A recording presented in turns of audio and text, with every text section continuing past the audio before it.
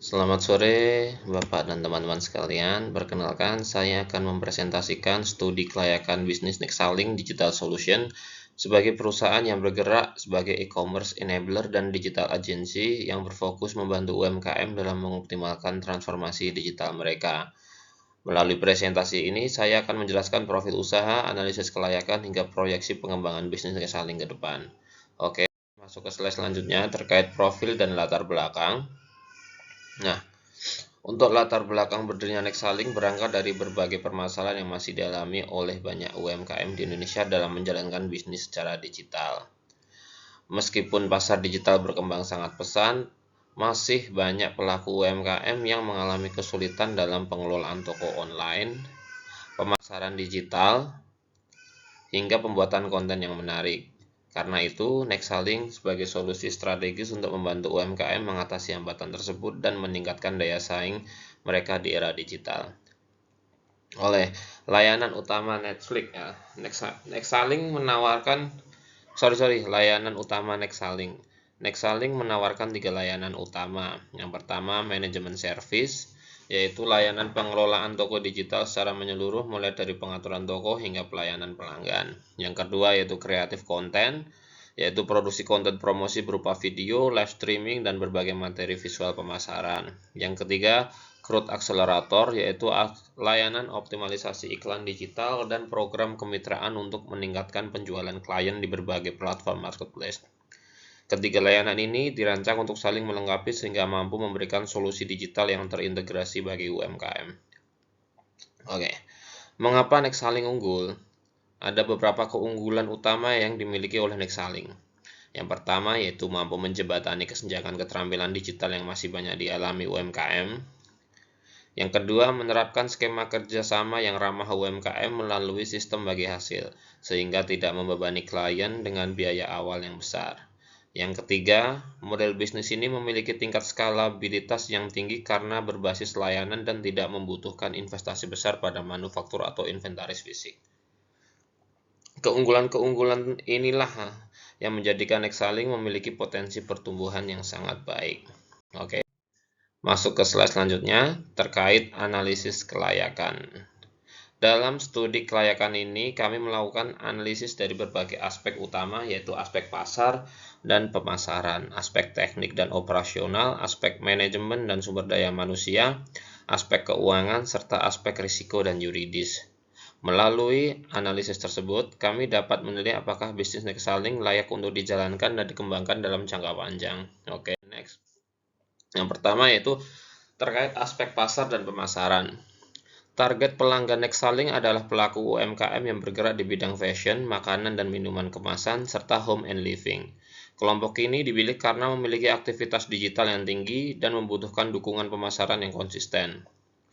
Beberapa permasalahan yang mereka hadapi adalah keterbatasan waktu mengelola toko online, kurangnya pemahaman strategi marketplace, dan tingginya biaya membangun tim kreatif sendiri.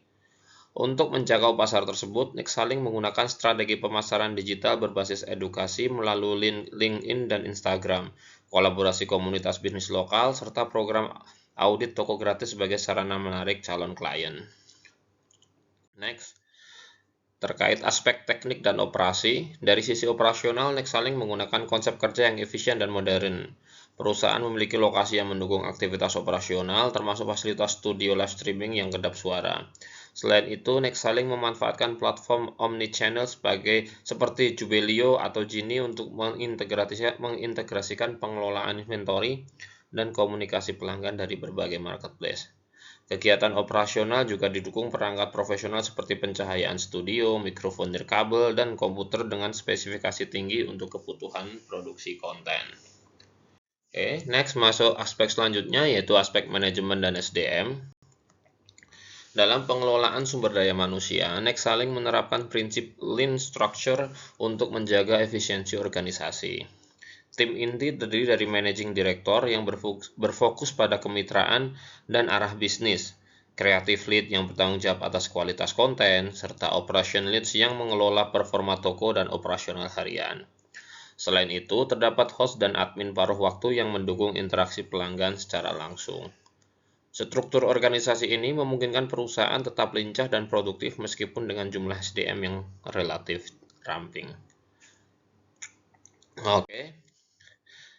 Masuk ke slide selanjutnya, yaitu aspek keuangan atau estimasi modal di sini ya.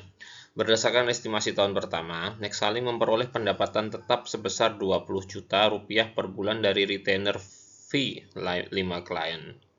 Selain itu, terdapat pendapatan variabel sekitar 10 juta rupiah per bulan yang berasal dari sistem bagi hasil omset klien.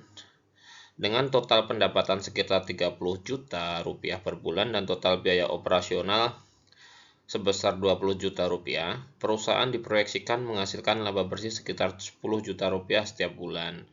Angka ini menunjukkan potensi profitabilitas yang cukup menarik bagi bisnis jasa digital.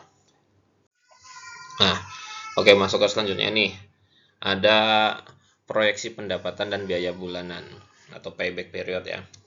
Dengan rata-rata laba bersih sekitar 10 juta rupiah per bulan, Nexalink diperkirakan mampu mencapai titik balik modal atau payback period dalam waktu sekitar 7,5 bulan. Hal ini menunjukkan bahwa investasi yang ditanamkan memiliki tingkat pengembalian yang relatif cepat dan sehat dari sisi finansial. Oke, masuk ke slide selanjutnya mengenai aspek risiko dan yuridis. Setiap bisnis tentu memiliki risiko yang harus diantisipasi ya. Pada Nexalink, risiko utama meliputi perubahan kebijakan platform marketplace yang dapat mempengaruhi operasional bisnis digital. Untuk mengatasinya, perusahaan memperkuat hubungan langsung dengan pelanggan melalui pemanfaatan WhatsApp Business API. Selain itu, terdapat risiko terkait hak cipta konten digital. Oleh karena itu, Nexalink menggunakan aset berlisensi resmi untuk menghindari potensi sengketa hukum. Dari sisi legalitas, perusahaan akan berbentuk PT perorangan dan memiliki NIB sesuai bidang usaha yang dijalankan ya. Oke, masuk ke slide selanjutnya atau slide terakhir nih, kesimpulan dan rekomendasi. Berdasarkan hasil analisis yang telah dilakukan, dapat disimpulkan bahwa bisnis Nexalink Digital Solution sangat layak untuk dijalankan. Model bisnis ini memiliki peluang pasar yang besar, kebutuhan modal yang relatif terjangkau, serta potensi keuntungan yang menarik. Dalam jangka pendek, fokus utama perusahaan adalah membangun portofolio keberhasilan bersama 3 mitra UMKM utama. Sementara dalam jangka panjang, Nexalink ini menargetkan ekspansi melalui model kemitraan dan pengembangan house of brands untuk produk-produk lokal terpilih. Dengan strategi tersebut, Nexalink diharapkan mampu menjadi mitra transformasi digital yang berkontribusi pada pertumbuhan UMKM Indonesia. Oke, selanjutnya penutupnya. Demikian presentasi studi kelayakan bisnis Nexalink Digital Solution yang dapat saya sampaikan. Terima kasih atas perhatian Bapak, Ibu, dan teman-teman sekalian. Saya dengan sangat senang hati menerima pertanyaan, masukan, maupun diskusi lebih lanjut ya. Oke, terima kasih. Selamat sore dan salam sejahtera untuk kita semua.